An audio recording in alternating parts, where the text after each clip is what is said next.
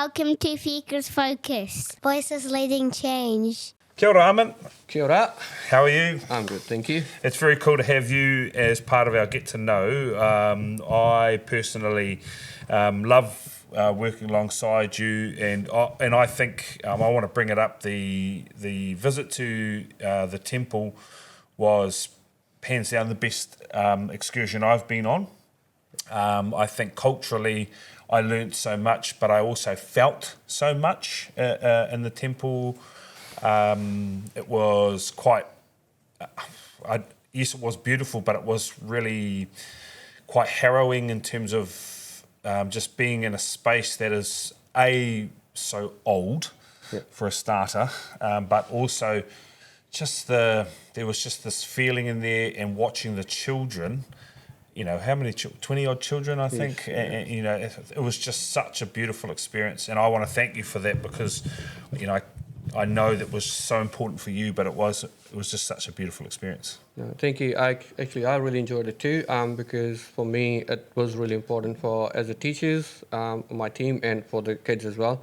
And that's one of the biggest reasons I am in the sector, and I'm wearing my turban, because I want kids to know from this age what our community is, what is it all about, and how they can approach, and what are the things that we do and how we do it. So it's the right age to teach them now. Yes. At this age. Well, they were so. It was amazing to see little people having so much respect and calm. Yeah. They were just present. It was pretty incredible, wasn't it? Yes, I was really surprised too. Like, I was not expecting them to be that quiet and that engaged and everything. As a children, I know, like, I was expecting them to running around and checking things, exploring and everything. But the way they went in there, I don't know if it was atmosphere, I was the aura there, what was there, but I definitely was really impressed the way they were sitting. And they were listening, and they were chattering to each other. Which was really important for me to talk to each other and ask questions. What is that? Why is that? And all that. But I have expected that there will be some things which adults are not supposed to do in the Darbar Sahib. Darbar Sahib is the hall, the bar hall, like where you go in. Like, they will be running and all, but it's not. There's no protocol for the kids, to be honest. Yes. The things are really flexible for the kids, in terms of they can run around, they can explore, they can touch and everything. This is how they're going to learn. This is how they're going to see the things.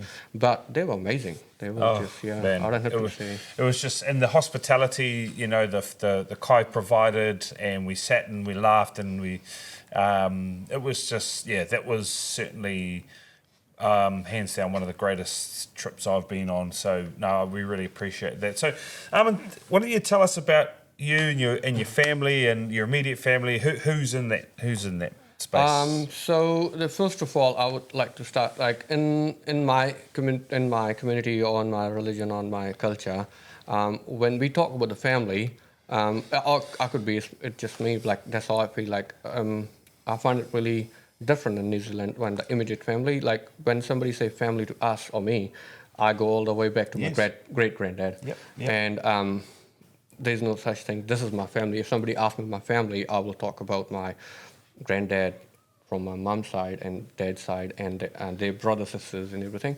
So at the moment in New Zealand, it's me, my wife, Mandeep, who's working in the kiwi food sector, and I got two boys, 11 and 16, Alam Jot and Ambajot. So that's who we are living in New Zealand. But we have cousins in New Zealand.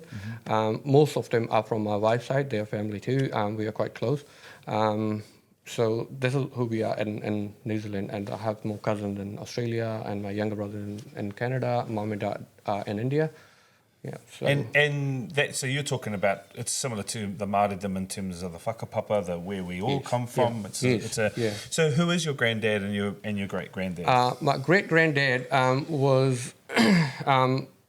I've known about him more about my dad's, my granddad's sister. She wrote a book about her dad. That is my great granddad. So what the things I read about him in the book, that put me on like thing like, oh, I have something to carry forward the legacy, the things he have done, and the way he was respected in the community that time. There was one India that time. There was no Pakistan. Yes. That was before 1947. Yes. So that time he was. Each village have a leader, but he was the leader of 7 villages because there was they call it panchayat. So panchayat is 5 members. One is head, and the 5 members under him, like who do all the things for the village, like anything to do, but like somebody have a argument or have a dispute and everything, they do everything, they sort everything. They're like a code, they like a civil code and everything in the old time. And he was educated too. He used to run a school at that time. Oh, wow. And he was, they call it headmaster. He was a headmaster, he was teaching, and he was in the position where he could make decisions. So he made a decision that he's going to educate women, the girls of the village. Yes. That time was very, very, very rare. From that onwards, my granddad was like, there were 3 brothers and 1 sister. So that's why my dad's auntie, my granddad's sister, she ended up being a nurse at that time. And she went to Australia in 1950, I think. Oh, wow. And she's still in Perth since then. And my granddad was civil engineer, and then he was on A-class gazetted officers, they call it in India. And his other brother was also a gazetted officer. But the third one, the eldest one, he lost his eyesight when he was quite young. But he was really educated too. He knows the medicines and everything. They call it desi. Desi means like homemade remedies and all. Yes. So for me, they were really educated in everything. And because my great-granddad was a teacher, and he used to run the post shop of the village as well, to make sure that everybody got the messages and everything. And then he was engaged in the community very well. And then he used to make the medicine as well. That's how my granddad's brother learned from him. So for me, when I learned about those things and how respectful and people I met that know my great-granddad and my granddad, I met my granddad, but I was only in year 10 when I lost my granddad. He was very strict. He was very disciplined guy. And so for me, I learned a lot from their legacy, like how you have responsibility to be helpful. Yes, it comes from my culture and religion, respectful, helpful, and everything. But I've seen firsthand from my family who were actually doing it. They were not just saying it; they were actually doing it. And from the other side, from my mom's side, mom's granddad, my great-granddad from mom's side, they were both educated too. One was a principal, and other one was a lecturer at that time, grandma and great-grandma. So my both sides, mom's dad and mom and dad's sides, they were really educated, but they were really grounded people. They were, and my granddad, like Nan, no, what do you call it in English? Sorry, I was confused. Like mom's dad. Yeah, your mum's dad. Yeah, granddad. Granddad. So mom's side. So he was teacher too. Yep. And oh, wow. Yeah, so my uncle from my mom's brother, he was a teacher too. So I have seen, and my dad was a lecturer too. Oh, wow. He just retired. So yeah. education is huge in your family. Yes, so it comes from great-granddad from both sides. Wow. So I think that's why it's more passion, it's more natural in me. Yes. To be in the sector. I was a teacher in India before I came here in army school for 3 years.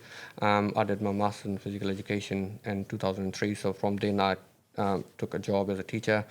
So I think, that's the reason it kind of feels natural for me. I don't have to put anything extra or put any effort to be in the sector. Yes. It feels like I'm doing what I am. And you are very natural. Like your interaction with children is very natural. You can see that it's a very strong relationship. We always laugh about just how you're dealing with a couple of kids, and I just love how you're always laughing with them, and there always seems to be a lot of fun going on. But you can be, pretty firm and put boundaries in place for children too. Yes, so that's the other thing I've learned from my granddad and my dad. Like, being cheeky and being silly is perfectly fine. Yes. You can be a bit naughty and everything, but disrespectful, no, you can't. You can't disrespect anybody, like your siblings, your friends, your Yes. elders. There's a huge difference in being silly and all that, but you can't be rude. Yes, You can't and, be and I don't something think that your practice, you do live on that line, and I love that because kids really love you. Kids love you. It's very clear to see that kids love you. So what about your journey in early childhood? Where did you start there? So we, as a family, me and my wife, came to New Zealand 2006 as a visitor visa, just to see how the country is, because my sister, my wife's sister, lives in New Zealand since 2000, and she invited us to come and have a look after we get married in 2005. She said, come and have a look, and because my wife got a master's in agriculture, so she said there's a huge demand in the country, so come and have a look, how do you like it? We both had jobs. She was a research fellow there, and I was a teacher in army school. So we came here, we loved the country on first sight, like it's beautiful and everything. And then we start to know more about the country, and then she find out, yes, horticulture is one high demand Yes. at that time. So she took admission in diploma, which was like way lesser than her education level, but that's how she have to start. Yes. So 2007 she started her diploma, and 2008 when she finished, we already had PR, because when we put the papers in for the PR, and then they learned about that she got masters in agriculture already, and then she's doing diploma. And they granted us 2008 May, we had a PR, and then from that on, I was working on odd jobs. I worked in Gilmore's as a shelf filler. Yeah. I worked in a gas station. I worked with the special needs for 3 years. I love all of them. But in 2009, we went to India, and I came back. The company I was working with, they couldn't hold my job because we went for like 4 or 5 months, Yes. and I totally understand. So when I came back, and that time my wife and I thought about, like, I have to do something different. Yes. And we talked about, and the first thing came into mind was a PE teacher, because it was easy for me. Maths and physical education Yep. can easily take me there. But when we were living in Auckland, we were living in West Auckland, I was teaching hockey for the school, for the voluntary. I find out it's, again, as a huge different culture. As a coach in India, or as a teacher, my coach says, sit, I will sit. Yeah, Won't ask why, because I know it's part of a training, it's Yes. part of learning Yes. and everything. But here kids were a bit different, so that put me on the thing, like, which, do I really want to be a PE teacher? And in the meantime, my wife's sister, which we were living with when we came, she was an early childhood teacher. So I used to drop her and pick her up sometime and go with her. So when I used to go inside the center to waiting for her and everything, and I interact with the kids, I find it like, oh, it's me. I love it. Yeah, you know. And the other thing which was putting me off as a teacher was like, they're not respectful. They not have that word, like the same values which I want a child to have. Like, be respectful. Because for me, somebody who's giving you education, there's no other way of being respectful to learn anything. Yes. Until and unless you open your balls to learn, you can't learn. You have to be ready to learn. If you are like, I know everything, you can't learn that. Yeah. Recently, my son had a thing in his school, the seminar when the universities come. I love one of the university guys said the thing. He said when he was learning, he learned hard way that to learn, you put your head down, you put your hand up. By saying that, he said you have to put your ego down and put your hand up and be ready that I want to learn. Yes. Yes, I don't know this. Can you tell me, please? But most of the kids, they find it hard, peer pressure. Like, oh, don't you even know that? Why are you asking? Just leave it. Yeah. So for me, I thought this is the age where I can Have a big influence. have a big impact on this from this age. Yeah. And like, be ready. If you want something, ask, and be thankful that somebody is teaching you something. Yeah. And so I applied in University of Auckland, and they replied back, sorry, we are full for this year, but we have 2 or 3 seats for PE teacher, because we've seen your certificates. Yes. If you're going to be a PE teacher, you do a 1 year course and you can do it. And I write a big letter to them, really sorry, I love it, but I want to be an early childhood teacher. Yes. And then I talked to Mass University online, and they said, yes, we have it, but it's going to be online. I said, I'll do it. So they took me, and then I did 2010, I did my graduate diploma from Mass University. And from that, I never feel like, I never even question about it. It was like, yes, my canoe is in a river where I want to be. It's flowing easily. I don't have to put any extra effort. Yeah. You know, and it was funny when we came in and when we kind of took over and Future Focus Terrace Views came up. Everyone talked about you, and we had heard a lot about you. Pretty natural, but it does show you have got a lot of experience as well. Your ability to the level of your interaction shows a lot of experience. What was it? Has that come from how you've grown up? Because you are natural with children. What was it like in India growing up for you? Has it come from there, or where has it come from? Yes, it definitely come from there because my dad are 4 brothers, and mom are 5 sisters and a brother. So I grew up with my siblings. The cousins. Yes. That's the other thing. When somebody asks me if I introduce any of them today, they'll say, this is my brother, sister. Yes, yep. For us, cousin is my dad's friend's kids. I know it sounds silly, but... I know what you mean. Yeah. No, I know what you mean. But for us, they are brother sisters because your mom's brother sisters kids are your brother sisters. Your dad's brother sisters kids are your brother sisters. So we still talk about them. Yeah. So I grew up with them. My Nana's house was in the same city we are from, Patiala. It was not far. So I grew up at in their house mostly because after school we used to go there. Mom and dad used to work. And my mom's brother, Mamaji, that's my mom's brother. So his wife was at home all the time, and my Nana was all home at time. Yes. She was housewife. So we grew up there, and they had 2 kids, my brother and 2 brothers there. So these 4 we were always together, and then we have other uncle aunties whose kids were there. So I grew up with at least 6 or 7 brothers sisters around me, elder and younger. Always.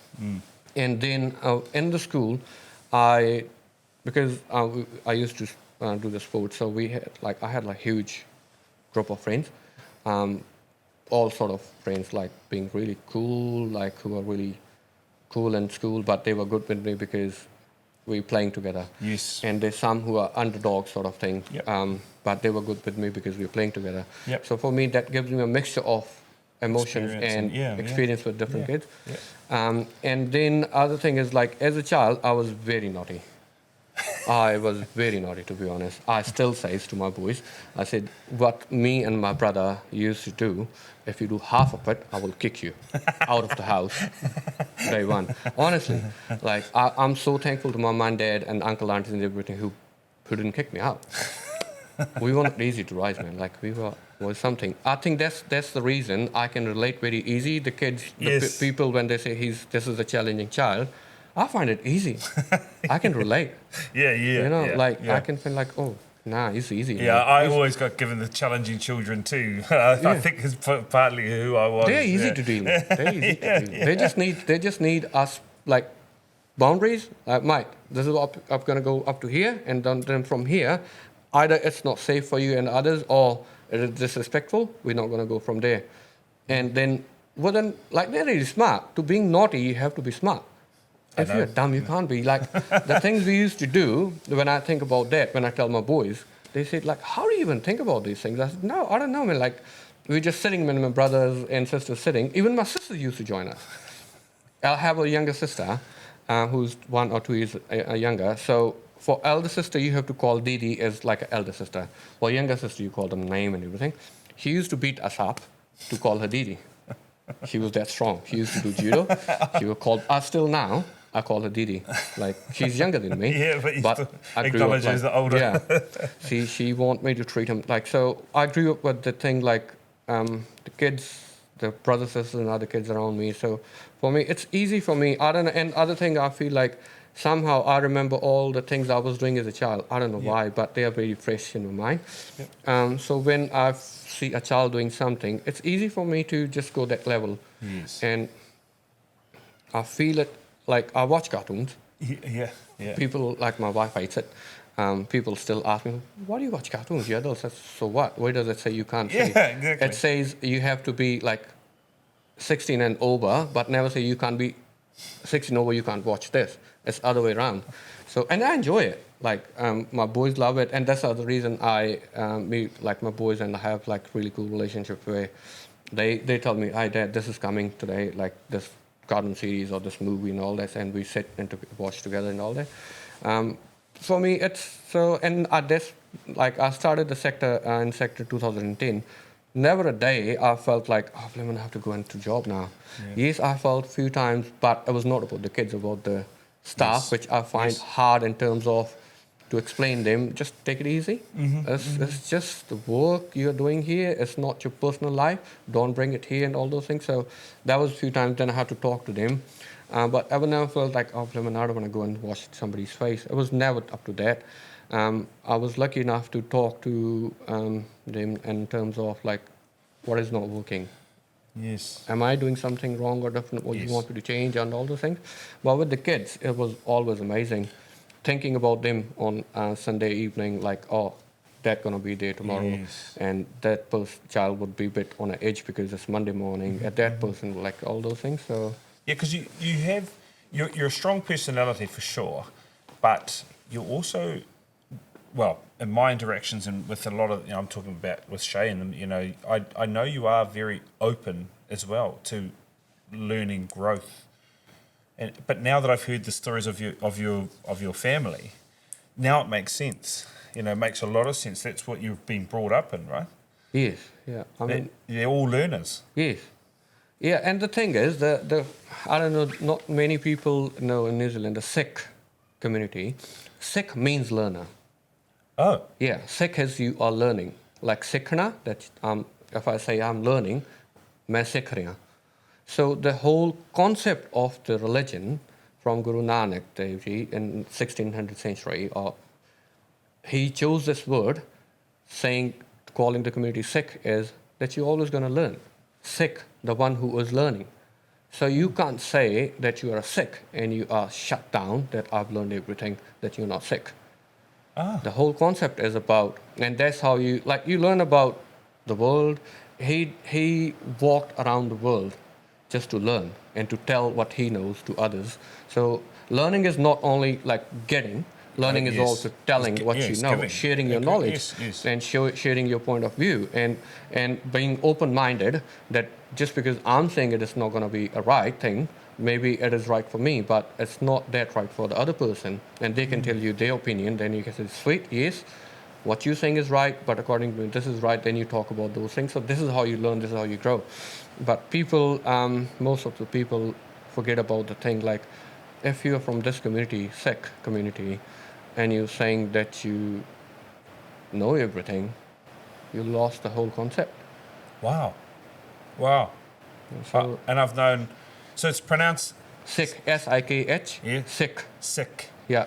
because we got told sick, but sick, and it is, and I've grown up around many Sikhs, but I've never known that. See, that's the reason. So, other thing I would like to share is like from when I joined the sector in 2010, I used to wear cap, like Yes. your cap, and according to my religion, we're not supposed to wear cap. Yes, I'm not baptized. I'm not growing my beard. I'm not wearing the kakas that we need to Yes. wear. I'm not a good follower of my religion, according to many people. But what other thing I've learned from my family is the religion is about being respectful, being helpful in everything. Like, just because you're not wearing a uniform, it doesn't mean you're a good not a good learner. Yes, it is very important to be baptized, so that gives you more responsibility. So when I came to New Zealand, I used to wear cap because it was easy for me to do than the turban every day. But in 2012, my dad visited me before that many times, but he was coming back in 2012 to visit us. He didn't like me. He never said it, but I know that he don't like me to wear the cap. He wants me to wear the turban, pug is the word for that. So, and I was changing,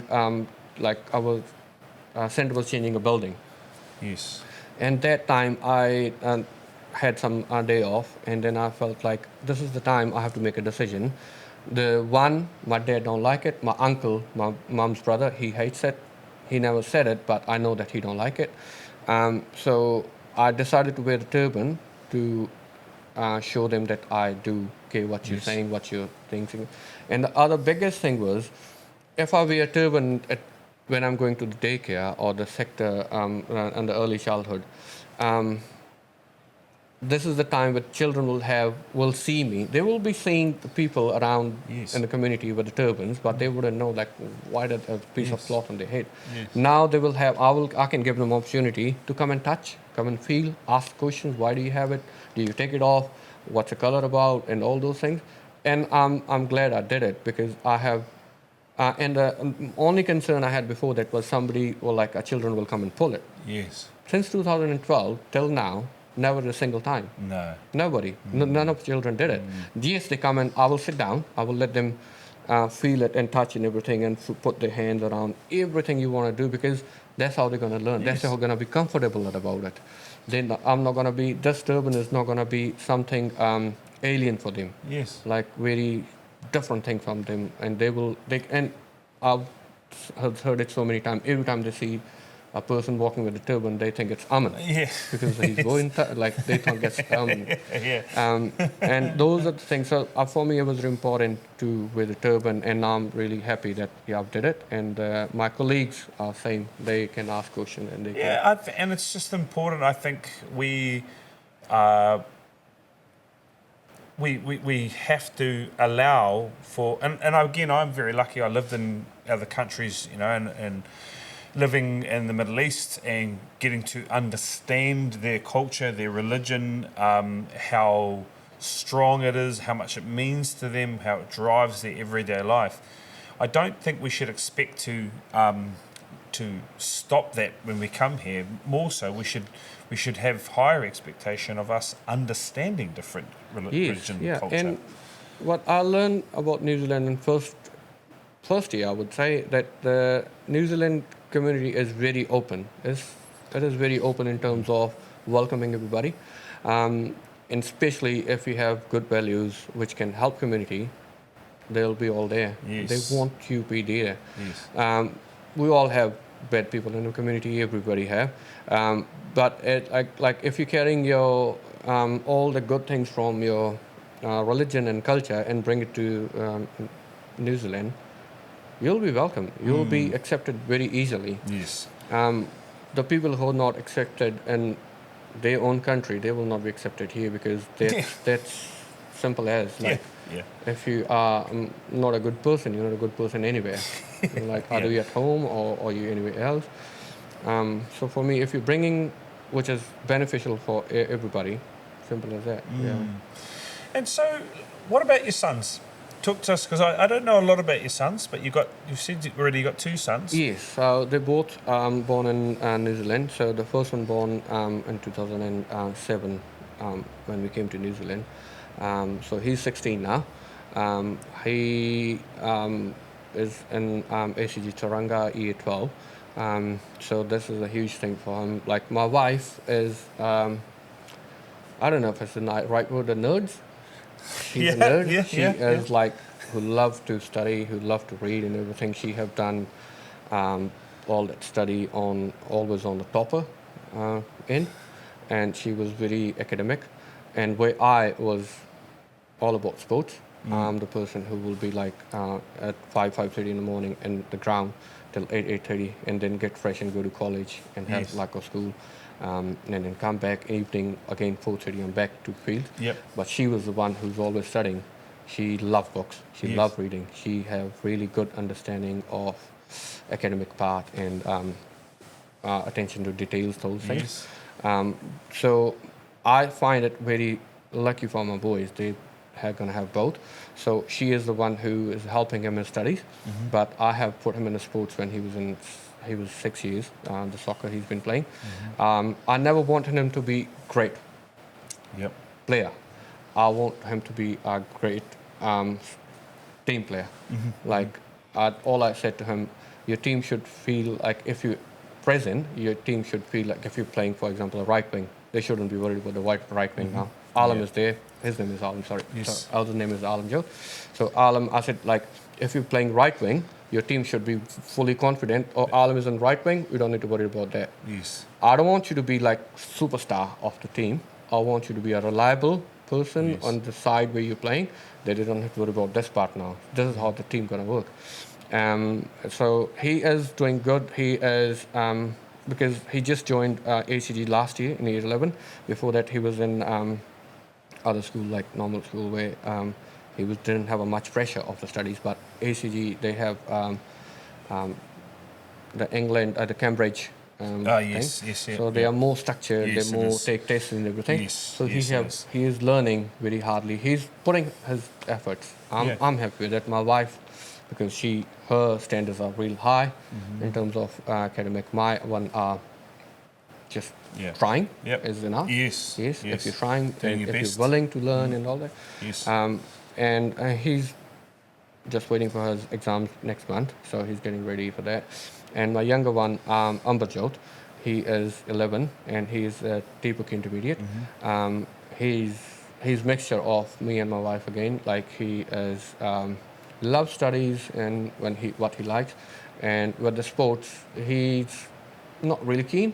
But I never pushed him because when he started, he will be in the field and just looking around when the ball passed by. I never yelled at him for that. I always say like, "What were you doing?" And he said, "Nothing." I said, "Like, ball just passed you by," and he goes, "Oh yeah." And then I said, "You don't want to play?" He said, "Yeah, I want to play." And I said, "Then you have to be present." Now he have done this year especially. He's done great. He loved defense and I think his personality is more like my elder one and him are different in terms of he is developing now, Ambajot, a younger one, where if you try to kick the ball and you couldn't kick where you want it, he get frustrated. Right. And now he's learning like your job is to kick. If it doesn't reach you, that's fine. At least you kick. But elder one, he's like a bit more. Okay, I tried.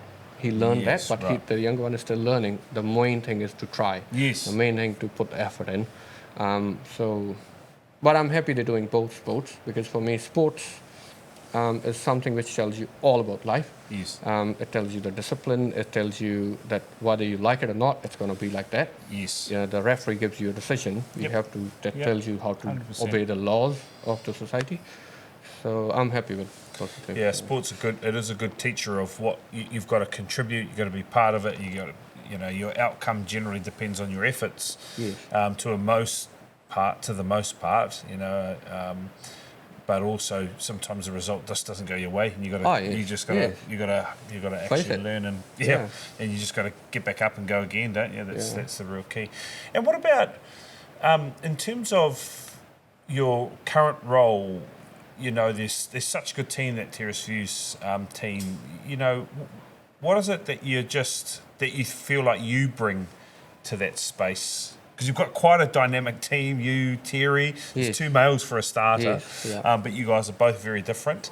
Obviously, you got Shay and Gulnas, and then we've got our Ellie, Yeah, and I know, yeah. so it's a pretty dynamic team. What do you think you bring?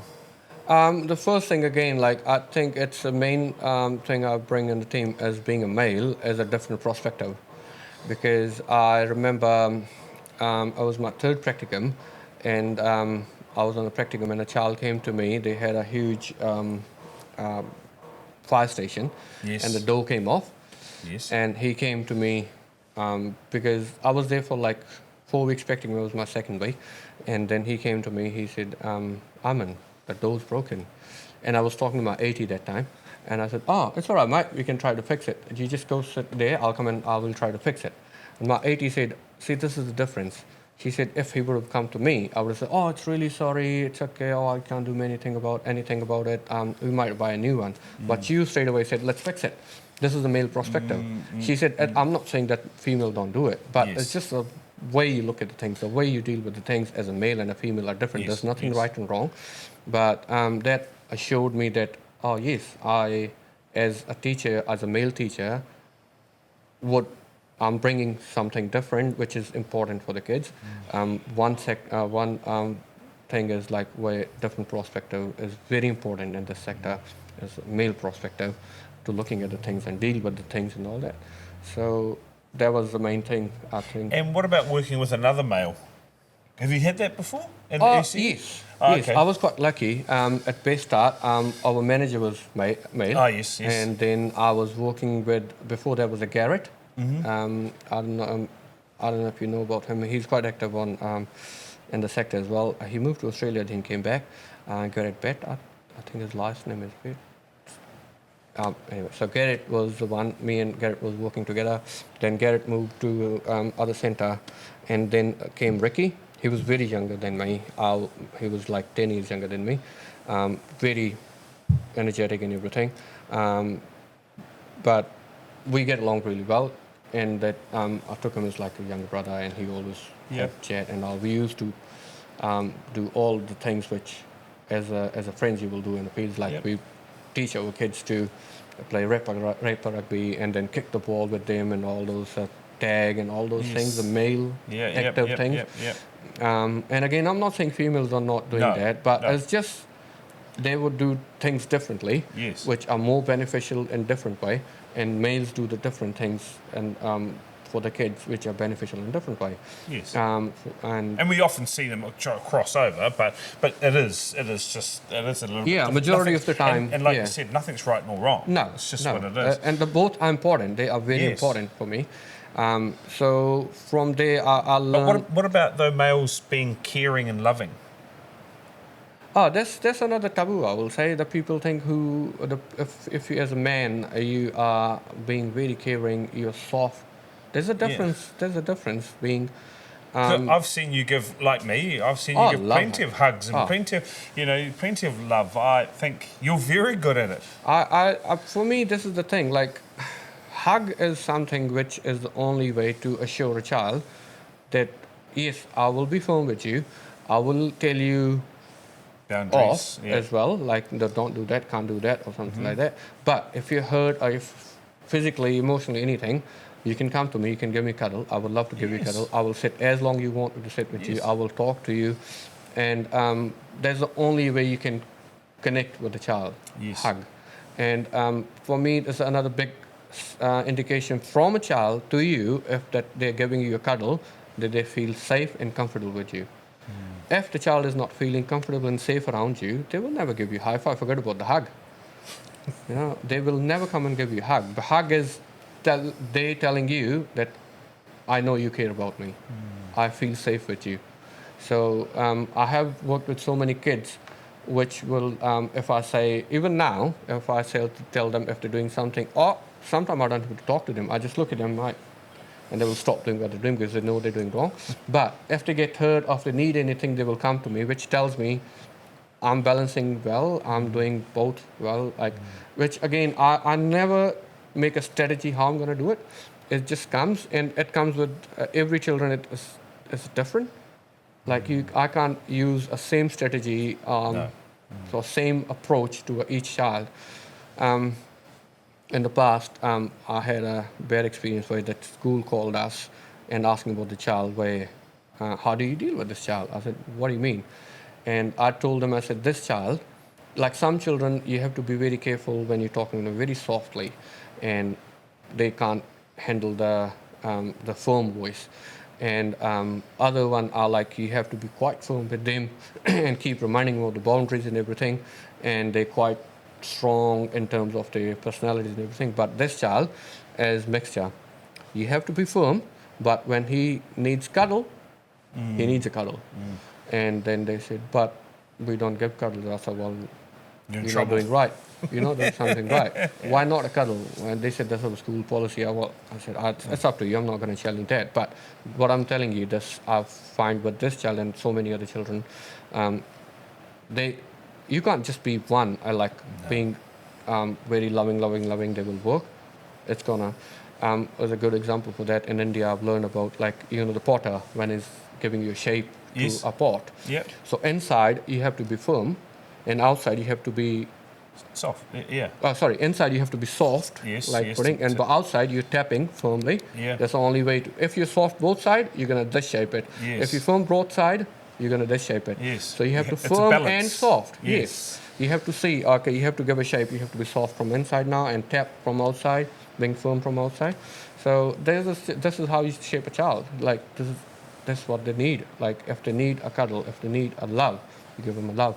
If they need boundary to be told, like, it's not safe for you or your friends, or it's not really you need to do in terms of being respectful and all. They have to be told very clearly. And, like, don't muck around. Don't use, like, because dad and all that. Just say, like, if you do this, you're going to hurt yourself, you're going to hurt your friends not doing it. Or the way you're talking to your friends or to me is not really respectful.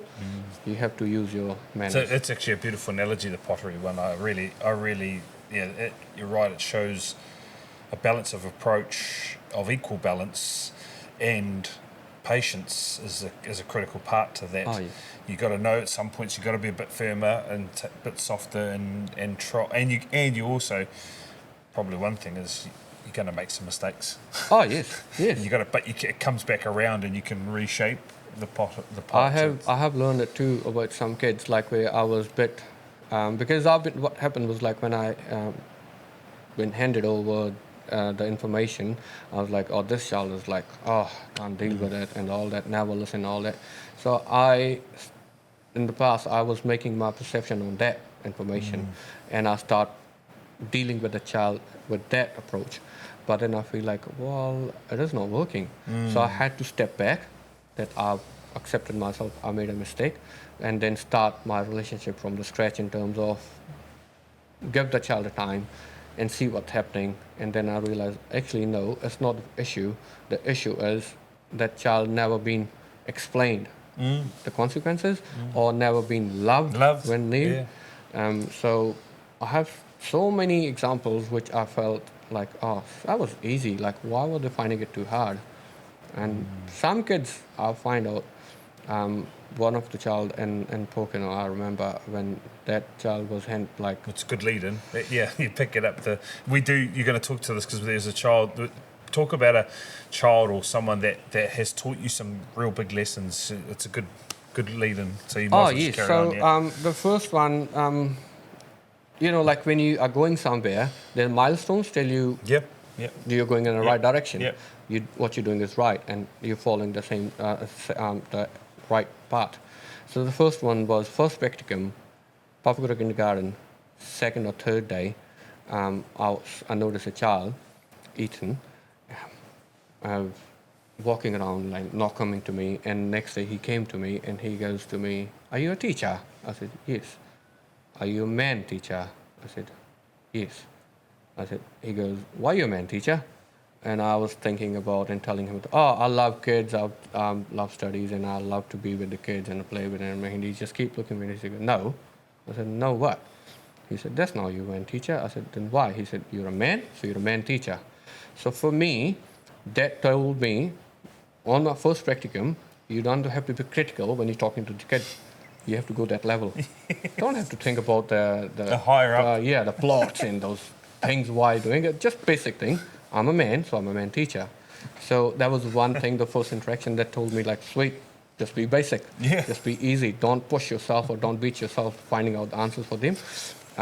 Just tell them what they will think. Be in their world. And then when I moved when I took a job, so my 4 practicums were great. I had great 80s. 4 were in kindergarten. They comes in under kindergarten organization, so they were fully resourced. They're fully they're qualified teachers for sure. But then, like, when when you have everything around you, and you're not pressured as a teacher, you produce more. You produce better. Yep. So I've seen those things. Like, they're very relaxed. The kids are very relaxed. There's no high tones of the teachers and all that. So I was used to of that. But when I joined the sector, the second day, I heard the kids yelling and the teachers yelling on top of them. And then parents coming in, and the teachers and parents are having, like, arguments. I ran back to my 80. Very next day, I said, "Blimmin', I took a wrong job." She said, "Why?" I said, "This is what's happening. I'm going to leave it. I'm going to find a new job. I'm not going to work there." She said, okay, this is the thing. Either you go, that's fine, it's totally up to you. But for me, you should stay. You Yes. should advocate for those kids there. You put what you learned, because I told her, I said, I've learned from other three centers, and from you is different what I'm watching there. She said, this is the thing.